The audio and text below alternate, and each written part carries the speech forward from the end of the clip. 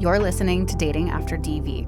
Real stories, expert insights, and deep healing from women who've been there. Together, we're breaking the silence, naming the patterns, and rising from toxic to true love. You're not starting over, you're starting stronger. With me, your host, Christy.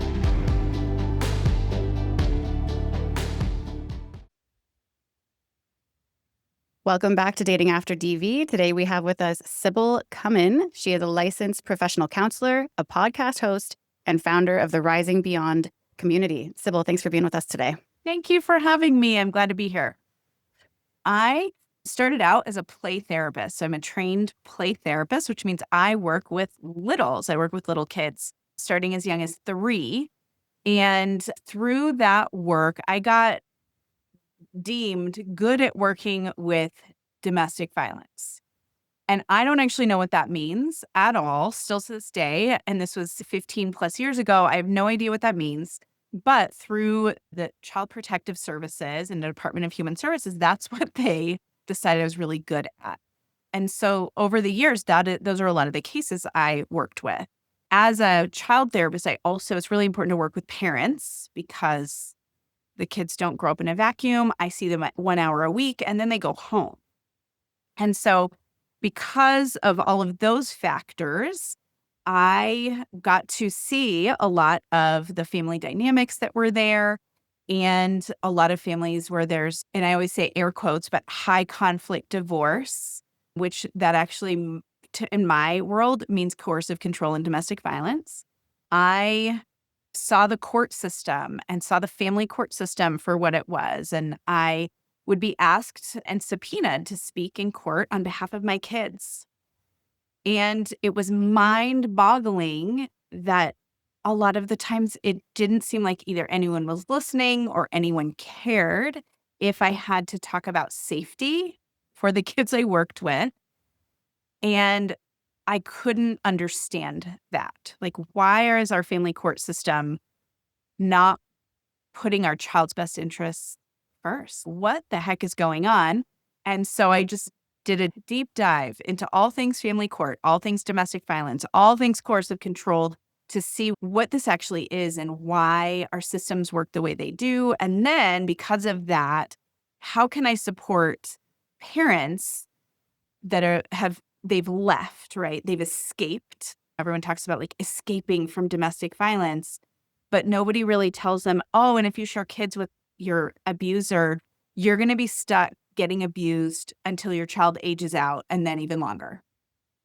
Nobody tells the parents that. So I saw this really big gap in support for survivors in that space. And so I started working more with parents who are in that situation that are trying to keep their baby safe, trying to do what they can to protect, stuck in a system that is not going to help them. Yeah, and so far in the series, we've spoken mostly to do with the couple and what that looks like, how it's dangerous after one of them leaves. That can be the most dangerous time in a victim's life, but we haven't spoken about the kids. When you're in that fight and flight, of course, if you have children with your abuser, like that's probably for a lot of people why they stay. Yeah. And knowing that if they do leave, they're not just free of this, like they're going to now have to be with an angry person and dealing with are you taking my kids away from me and all this. Yeah. In your work, is there a common theme that you see with these kids and how they're impacted when there's little ears listening to the words and hearing what's going on? What does that do to a child as young as 3? Yeah. So unfortunately, the research shows that the impacts on kids who have witnessed domestic violence is the same level as veterans or military members who go to war. That the impacts and the post-traumatic stress symptoms are the same and to that level. And so we want to believe that our kids aren't hearing it, they're not seeing it, they don't know. And they do know. And even if they haven't witnessed physical abuse, right? Like domestic violence is not physical abuse. There's so many elements to what it looks like. They feel the discomfort, they feel the tension, they feel the eggshells. Their nervous systems adapt to being unsafe all the time. And so there are really large impacts for these kids because during their kind of developmental years, their nervous systems, again, they are wiring for protection. That is what their nervous systems are wiring for because that's what they're living in every day. And then it's really tricky because then you separate. And if there was a criminal case, right, in a criminal case, there's like an order of protection. And it's do not have contact with this person ever. If you're in family court, they're like, okay, so yes, this person might have been abusive, but you need to have contact with them on a daily basis and act pleasant. You need to smile while you're doing it because otherwise you're not seen as a good co-parent.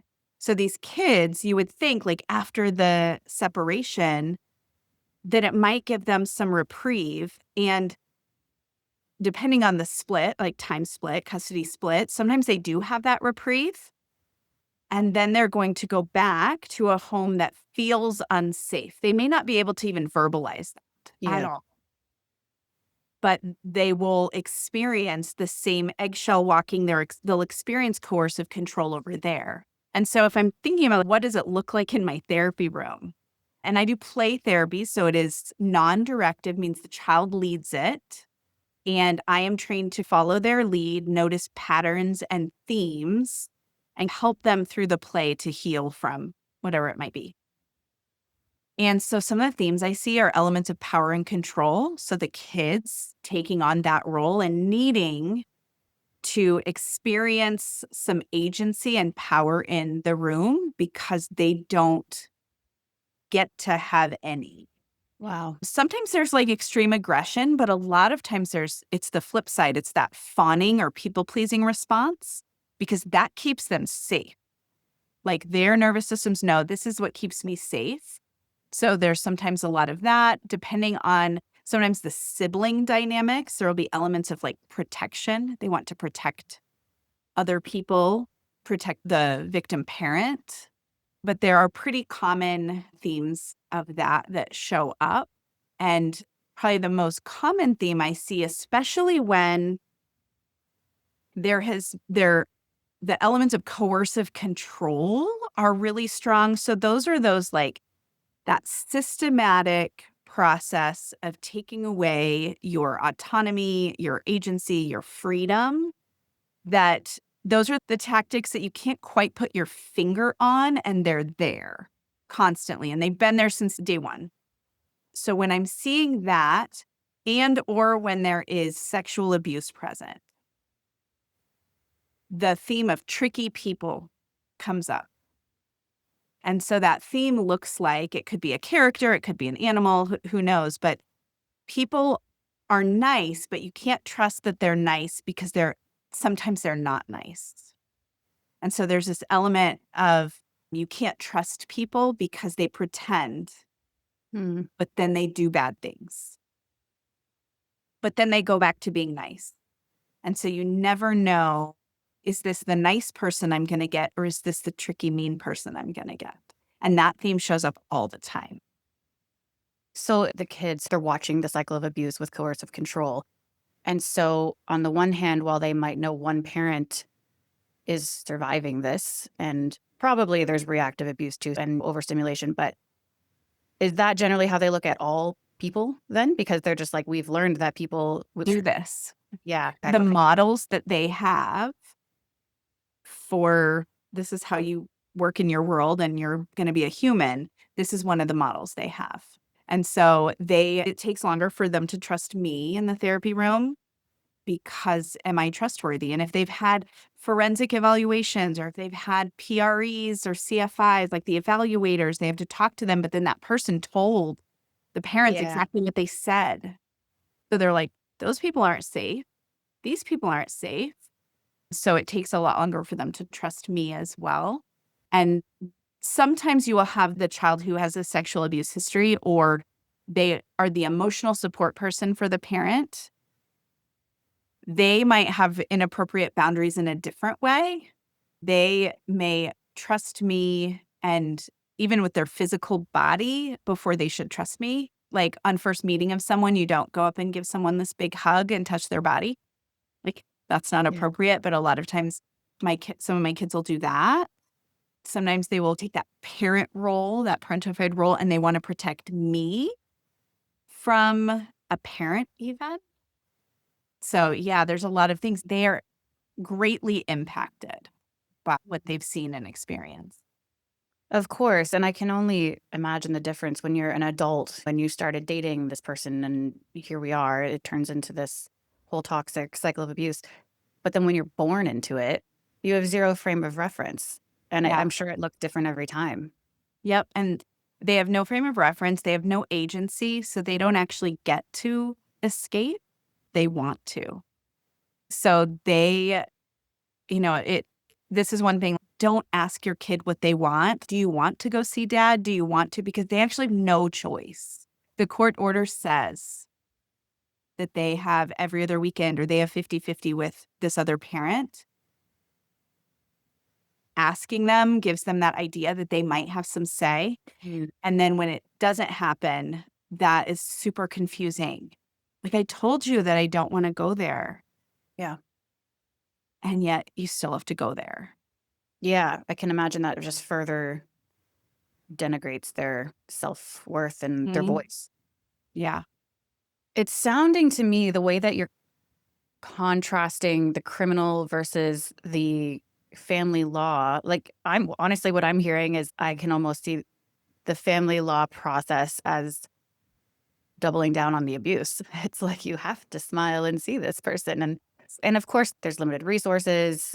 We don't live in a utopia, unfortunately, but if you could, and you do work with the legal sphere, is there anything that you're working on or would like to see in the near future as part of your mission with family law? Oh, so much.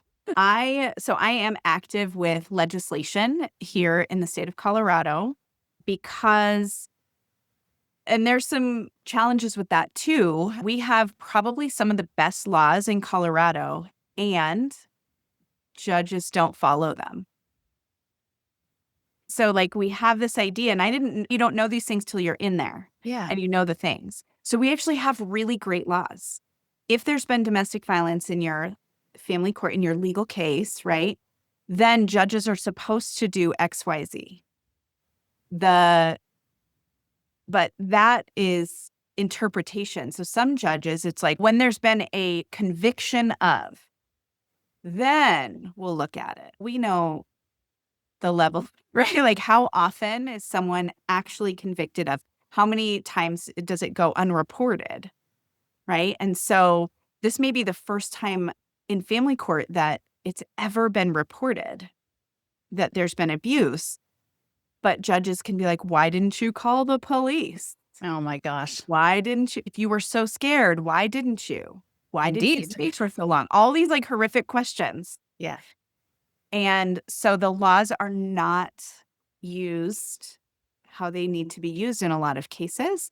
There are a lot of attorneys that, because of the way our family court system works, they basically say, no, we're not going to mention domestic violence because it is the kiss of death in these cases. And the research is horrific, and I never want to scare people in the sense that, no, you need to know enough, and I don't want to rub salt in anyone's wound. If you're in it, you're in it, and it feels horrible.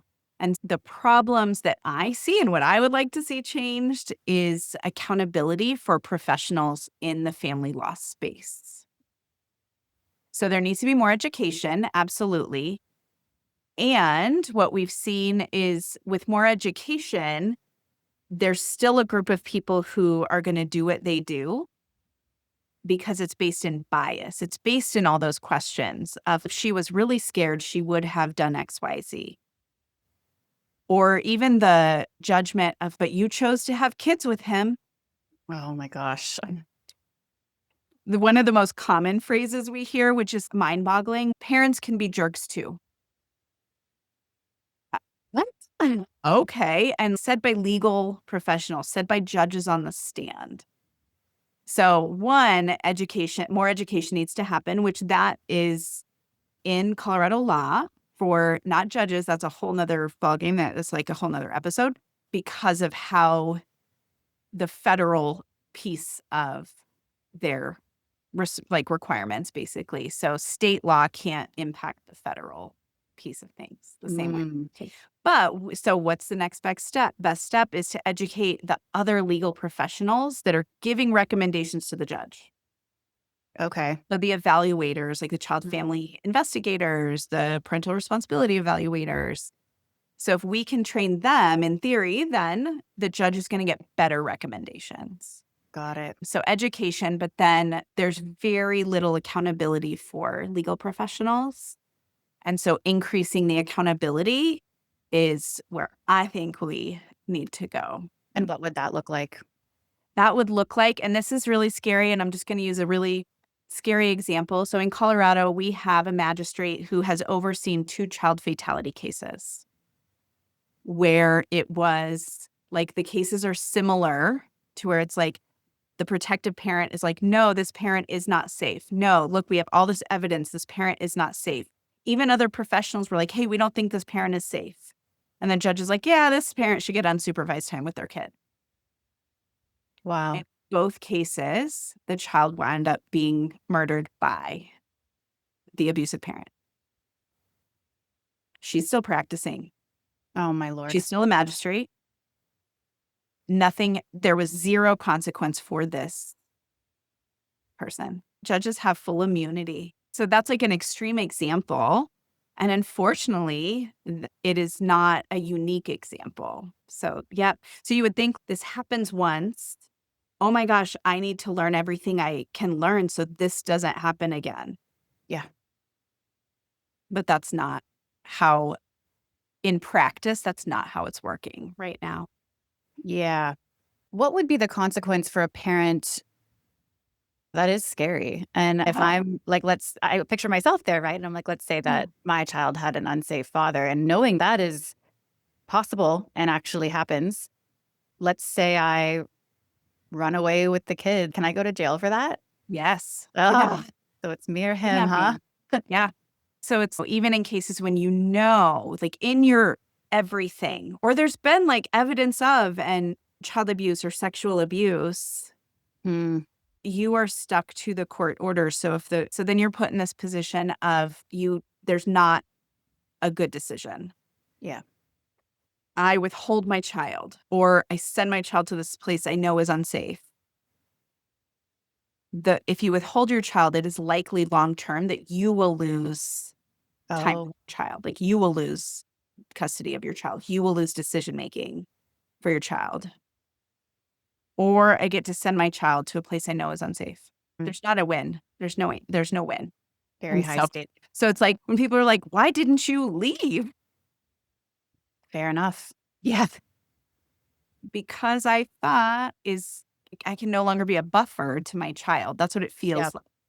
And when you're not in that level of extreme case, there are so many things you can do as a parent, as a protective parent, to build your child's resilience, to parent your child in a way that they eventually will see it, they will understand it, because they will feel it. They will feel the difference between you and how you are parenting in your relationship and how their other parent is parenting and their relationship.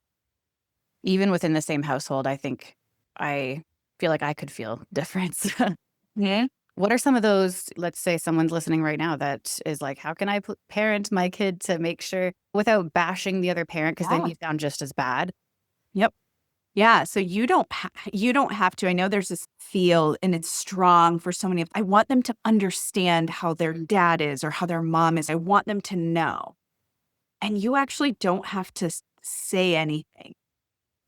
You show up in a way that is in contrast to the other parent. Because what we know is someone who coercively controls a partner will coercively control the child.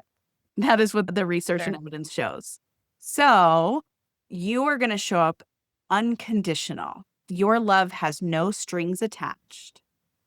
You are going to attune to who they are as an actual human being, not who you want them to be. So the love from your end is because they are worthy of love no matter what. The love on the other side is they get love when they are the star football player. They get love when they get straight A's. They get love when they talk trash about you. That's when they're getting love at the other parent's home. Versus at your home, they can mess up. They cannot be the best. They can have green hair. They can do whatever. And you love them no matter what. And showing up really consistently. So that's the other thing. If you think about that, how an abusive someone can keep you off balance because you don't know always how they're going to show up. You can show up consistently of if you say you're going to do something, you do it. If you're setting a boundary with them, you follow through. They just know what to expect with you so that they are not walking on eggshells around you. And so when you're doing these things over time, they will start to, from a nervous system, like from the deepest, most lizard part of their brain, they will feel the difference between being with you and being with someone who is coercive. And so that eventually they will then understand. And so I get asked a lot of times from parents they don't have a lot of time with their child, or their relationship with their child has really been sabotaged. Because if you don't live with this person anymore, when is the best way to hurt you? Yep. Through your child. Through your child. That's the best way. And financially. Those are two ways they have access to.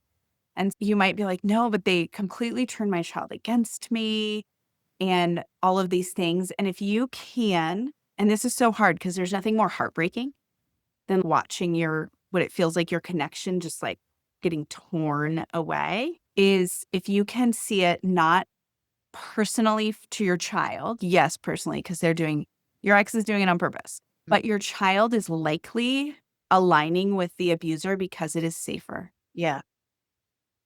So they are placating right? Like being aligned with this person is so much safer than being adversarial with this person. So they are smart. And even if it's not intentional, like they're not like, ooh, I'm going to do this. Their bodies and their nervous systems will say, nope, this is safe. This is safer. Right. Align with this person. And then you will be safe. One thing I've heard as well is that in these situations, the kids are really well behaved at the unsafe parent's house because, of course, they have to be. And then at the safe parent's house, because they feel safe, they can unload all of that tension and end up just being sometimes like really bad, like to even the safe parent. And actually, I won't say too much, but I watched this dynamic in my past life. And at the time, because then it gets turned into that's because they're a bad parent and they're mentally unstable. Yes. What would you say first of all, about that? And then what can these parents do? Because it's natural. And when you come out of a high stress thing, like you're so overstimulated and I have those days. And there's like research on this, even with kids, not even within these situations. But if you have a child and they're active, kind of wild, loud, get in trouble a lot, kiddo, and then you go to school and the teacher at the conferences are like, oh my gosh, they're such a pleasure. I have these kids away. We never have any problems with them. And they are just so kind and they get their work done and they're so and you're like, what kid is that? Who? You probably have you have the wrong parent, right? Yeah. Like you're talking about the wrong kid. No, it's for that child in school, they're holding their stuff together. And then they come out of school where it feels emotionally safer because they don't have to worry about, I want my friends to like me. I want my teacher to like me. I don't want to get in trouble, like all of those things. And they get in your car and they are a disaster. Yeah. So it is that times 10. When they're leaving a place where it's not safe to show any emotion except for happy fun, because no emotions are safe. Yeah. To a place where they've been bottling this up and they need it to go. And also because very often these kids have very low skill levels of how to tolerate bad feelings. So we call it their window of tolerance is a pinhole. So when they start feeling this bad stuff, they like blow up, act out, be crazy. And then how do they do it? A lot of times they're going to mimic the behaviors they've seen from the other parent. So Yeah. if they've seen that the other parent throw things, punch walls, hurt you, yell in your face, call you the B word, they've witnessed all of that and they will model that. So they're calling you the C word. They're just digging into you because that's what they've seen. They don't know what to do with these big behaviors and they know you'll love them anyways. What to And so do. it is really hard. So the number one thing, honestly, is to work on your own ability to tolerate hard things. So your own ability to self-regulate, because your child needs you to help co-regulate with them. They need that because clearly they don't have the skill to do that. I also think your home needs to be, again, attuned to who they are as a person, as an individual, because that will impact it. But say they are that really big, loud screaming. Is that the time to have the like logical conversation with them? No, they're not going to hear you. They're going to think that's more threatening from a nervous system perspective. They're going to get bigger and louder. Yeah. And so really it is, what can I do in this moment to de-escalate enough? That might mean you don't completely leave them because that might feel like rejection, Right. especially if your ex uses the silent treatment. They're going to be well attuned if you are like hightailing it out of there, but you may need to take space for yourself. And wow, buddy, your body is moving around all over the place. I'm actually worried that I might get hurt. I'm going to stay over here and take some breaths, and you're going to model what needs to happen. You Got can it. also, from like a tone perspective, you might need to meet them loud, but then you're going to slowly decrease the tone, the sound of your voice. You may need to come initially at like your full height, and then you're going to get lower and sit and be lower, because that is triggering their nervous system to be like, oh, wait, this lady's not a threat. She's not a threat. If she was a threat, she would be over me. It's, oh no, look, she's quieting down. She's moving in this direction. She's lower than you. And so those cues can also do that. And the same thing if you have a child that's shutting down. Those are the kids that are more ignored. Someone with really big behaviors, Yeah. can't ignore it. Yeah. It's right in your face. But if you have a kiddo who they will go more into a freeze state and shut down and become detached, you need to just pay attention to those kids because they're easily ignored. And so you're going to come at them also in an attuned way, as opposed to coming at them like, hey, let's have a good day today, like really loud. No, that's going to feel really threatening to their nervous system. So it's coming in quieter, coming in slower.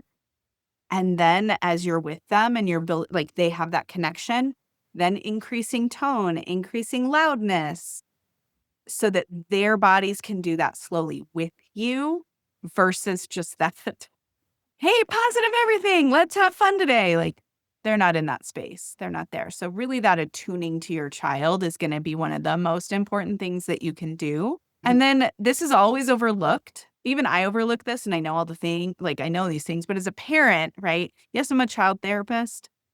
When the door closes to my office, I'm just like a normal human mom. So it seems like all that knowledge goes out the window. But notice, are their basic needs met right now? Are they tired? Are they thirsty? Are they hungry? Are they hot? I'm not even kidding. 9 times out of 10, if it's like a normal, air quotes, like normal, like meltdown or whatever, it's one of those things. If they get a snack, they're good. If they get a cold drink of water, they're good. So sometimes starting there will save you so much. Will save you so much later. Yeah.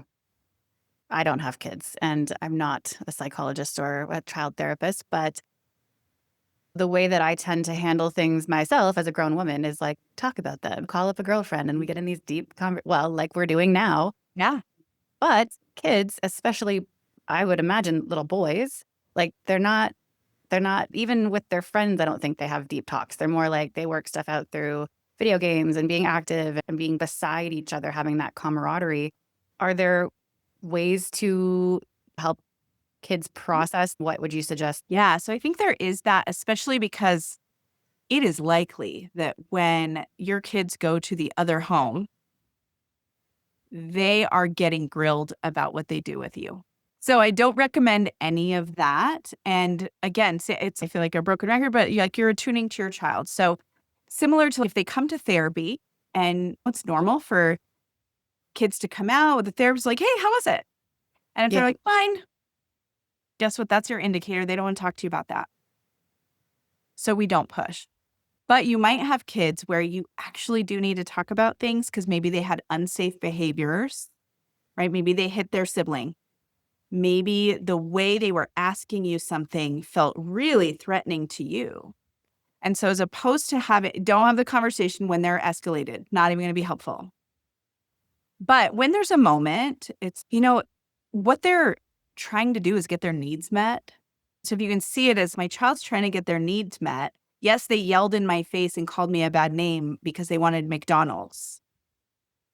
But that's not the way to do it. And so it's as opposed to, it's not the child being bad, right? It's, hey, so it was super important for you. Like I can tell it was so important that you wanted food and you wanted it right then.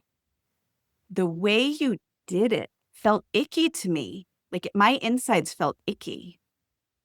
So it's not them. It's, wow, that felt gross to me. That felt icky. And again, use child-centered language. Whatever. If I said to my 14-year-old, the way you did that made me feel icky, that's less appropriate, right? For a 14-year-old. But is there another way? Is there another way that you can get your needs met? Is there another way you can let me know that you are starving? And so again, in the moment, we're de-escalating. And then you can have these, and I will say they will be shorter conversations. They are typically better when you are not face to face. And this is with most kids. So driving in the car, they're side to side. So that feels less threatening. They're in the back seat. That feels less threatening than if you are looking directly at them. Doing it while you're throwing a ball back and forth. I don't know how many times in therapy with my 10, 11-year-old boys, we are throwing a football back and forth while we're talking because that feels safer. Just Right. feels better. Their body's moving so that anxious energy is coming out and it's like a different type of relationship. And girls can be the same way. Maybe they're quieter. They're not, I got rowdy boys, but maybe you're drawing. And so you're having a conversation. You're not looking directly at them because that might feel threatening. And you're just coloring with them. And you can have the same types of conversations that feel less threatening.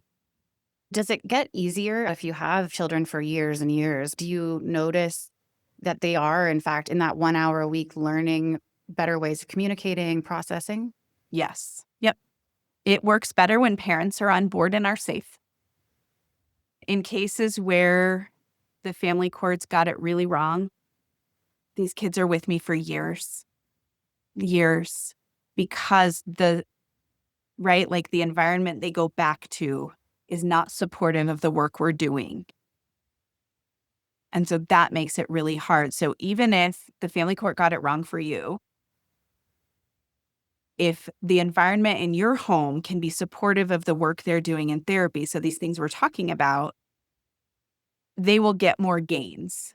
And I do see developmentally over time, things shift for kids. Sometimes it'll get so much easier because they have words.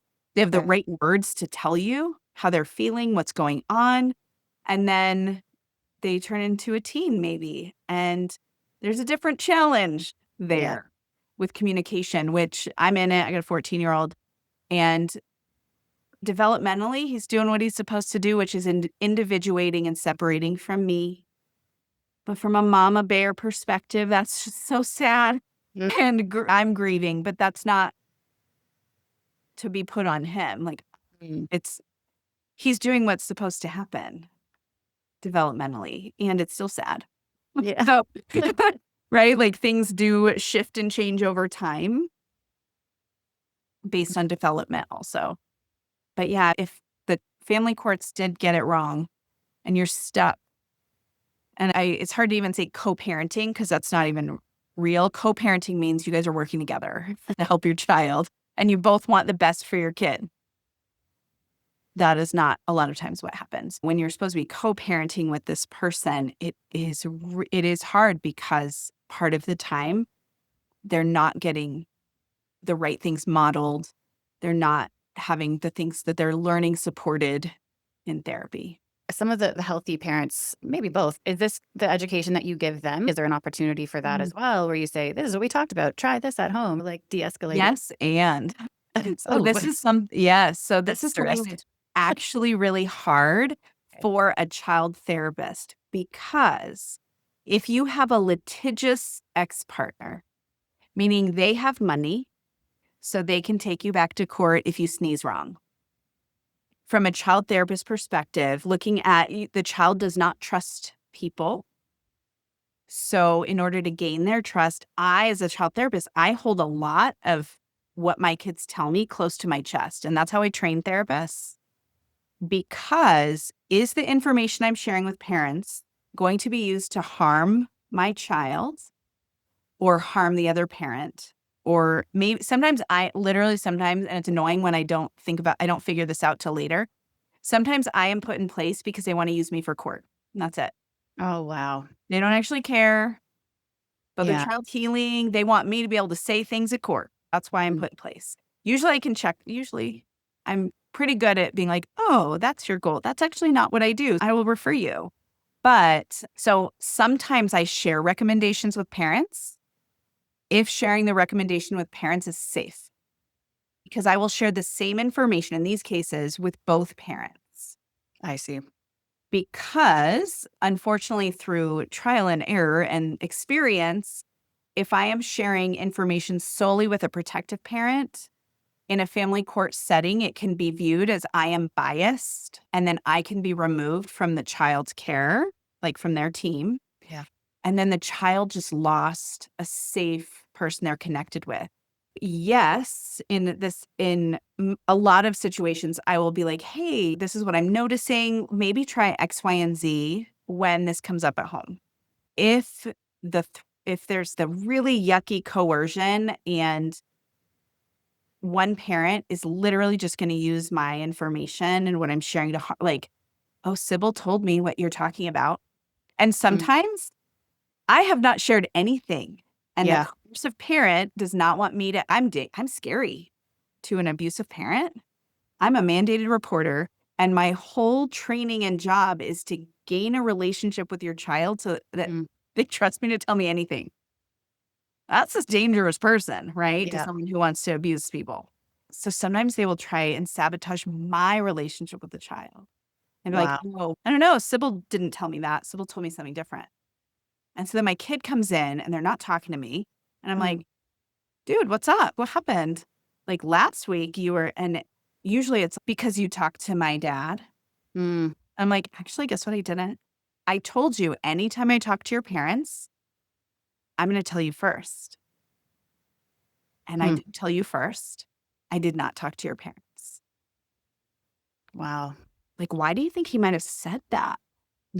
And then we get to have that conversation. So most of the time, it doesn't work long term to harm my relationship with the child. And it actually gives us lots of great information, like lots of great stuff to talk about. Yeah. That shouldn't, but sometimes that's a goal too. And if I know it's one of these situations, I usually do tell the parents, both parents, why I'm doing what I'm doing, why I'm not sharing a lot of information with them to help lower the anxiety for the protective parent and to set the boundary with Mm. the person who's going to mess with my boundaries. Yeah. Which is what they So I do. do let them know the why Yeah. I'm doing it. Right. Now that you've said that, I can see how if it's a situation where there isn't coercive control involved and it's just a very high conflict, they just go at each other and they're deciding let's split and Yeah. then I can see where they both have good intentions. It's just not a good match. Yeah. Yep. Whereas if there's this targeted one-sided abuse, good luck.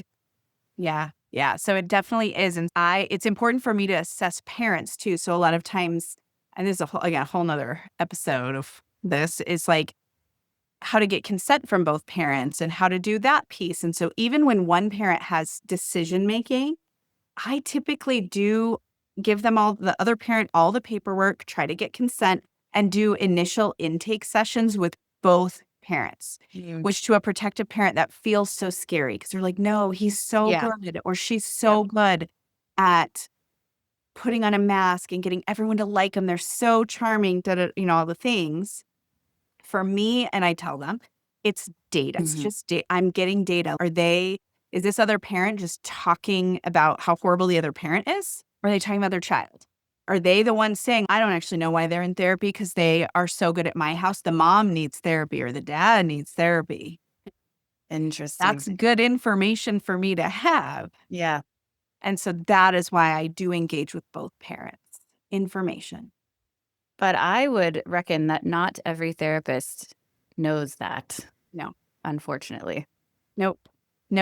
And it causes problems. It causes problems for them as the therapist, but it also causes problems for the parents, causes problems in family court. That is part of my goal in this world, is to help train other therapists. This is best practice in these situations. Because if you have both parents, they're super concerned. They just want the best for their kids. And their goal is not to harm the other parent. Oh my gosh, we can do amazing things as a team for these kids. When you're training the other therapists, thank you for your service, by the way.